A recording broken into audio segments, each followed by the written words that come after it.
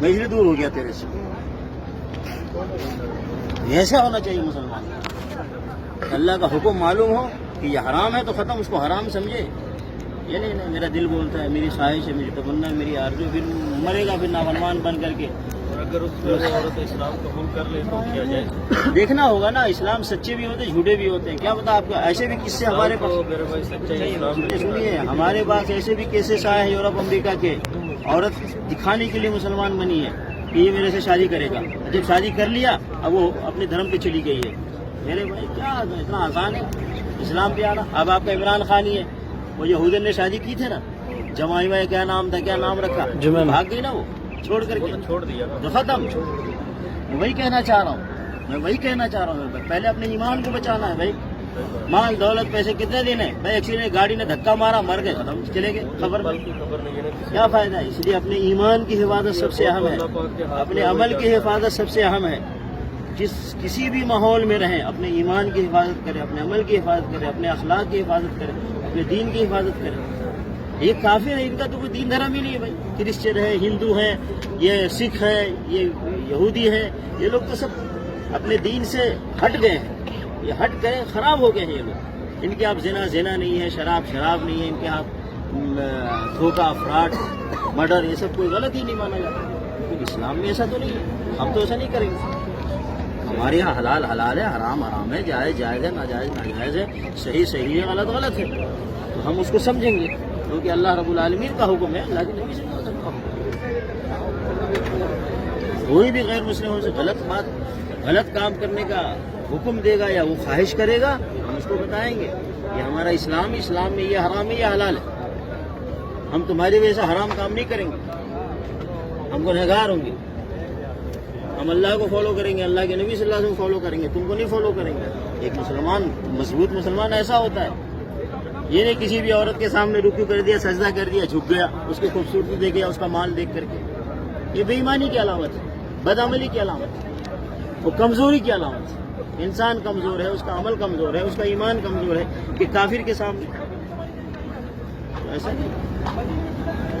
اس لیے ہر مسلمان کو سمجھنا ہے کہ ہم کو اسلام پہ چلنا ہے.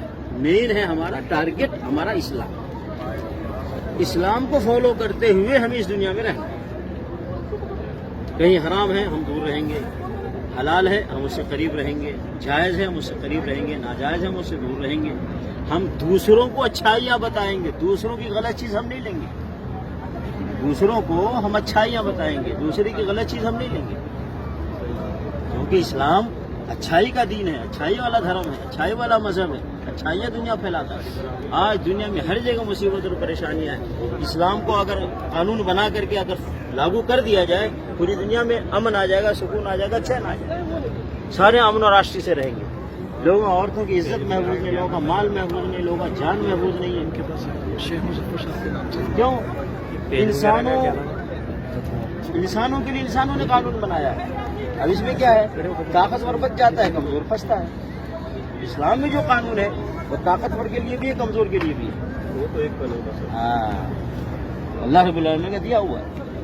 تو اس لیے سچے پکے مسلمان بن کے ہمیں رہنا کہیں بھی ہو. میں انڈیا جاتا ہوں الحمدللہ اسی ٹوپی، اسی جبے، اسی میں پلین میں سفر کرتا ہوں، ٹرین میں سفر کرتا ہوں.